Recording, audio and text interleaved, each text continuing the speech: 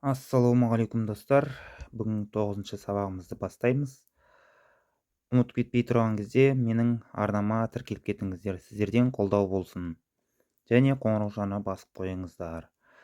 Енді бүгін 9-шы сабағымыз.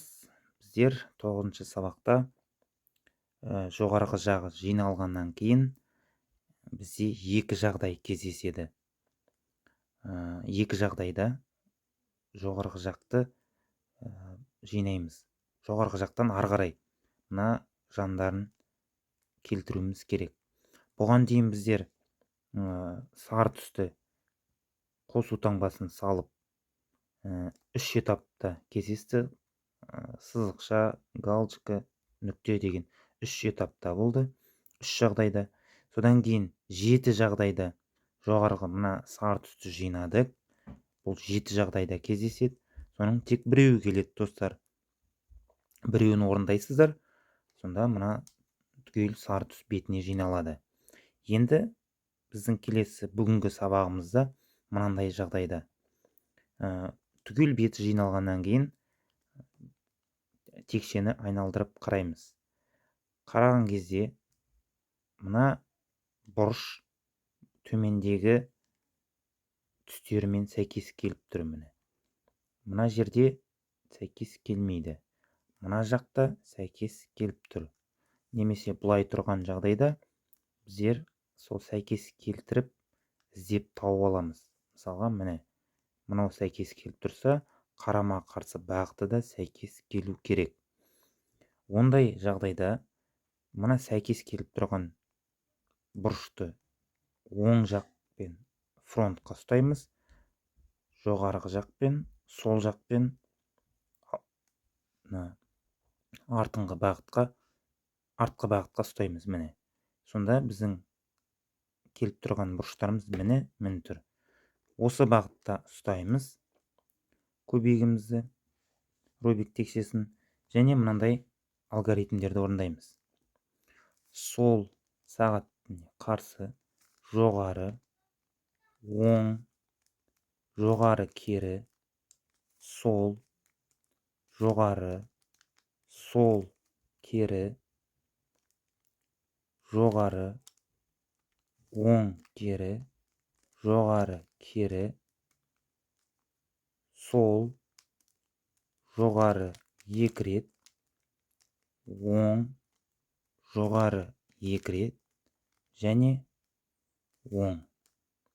Міне осындай алгоритмдерді орындаймыз. Міне жоғары жиналғаннан кейін. Сонда кейбір түстеріміз, бұрыштарымыз, кейбір емес бұрыштарымыз барлық орындарына келеді. Міне орындарына келді. Енді қалған бізде мына үш қабырғамыз келмей тұр. Оны келесі сабақта түсіндіретін боламын. Бұл бірінші жағдайымыз.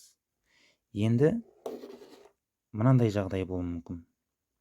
Жаңағыдай біздер қараймыз, сәйкестендіреміз. Мысалы жасыл мен қызылды сәйкестендіреміз. Және қарама қарсы бағыты сәйкес келіп тұру керек қой. Келмейді екен. Ондай жағдайда бізде екі қызыл түсіміз. Міне, екі қызыл түсіміз өзінің орындарында тұру керек. Міне, көк пен қызыл, жасыл мен қызыл.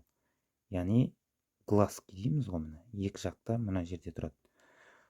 Осы екі көзімізді сол бағытымызға қоямыз. Міне, сол бағытымызға.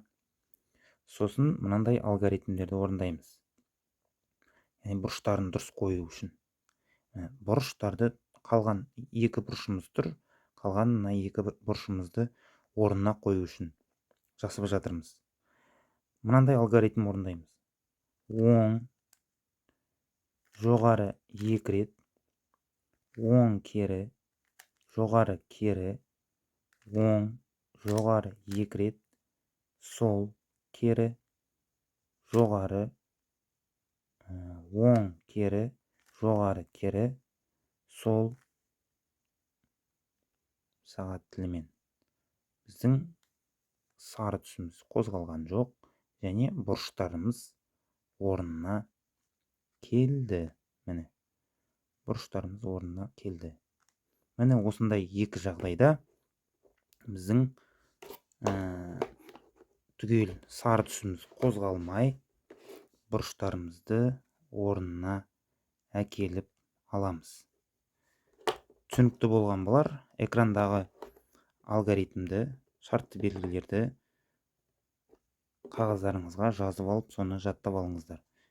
Және Рубик текшесін құрастырған кезде сол формула дейміз, формулаға қарап отырып, алгоритмдерге қарап отырып құрастыруларыңызға болады. Келесі сабақта, соңғы сабағымыз, түгел қалған мына 3 түсімізді орнына қоямыз. Менің арнама тіркеліп кетіңіздер және лайк басып қойыңыздар. Егер видео ұнаса, сау саламатта болыңыздар. Келесі сабақта кездескенше.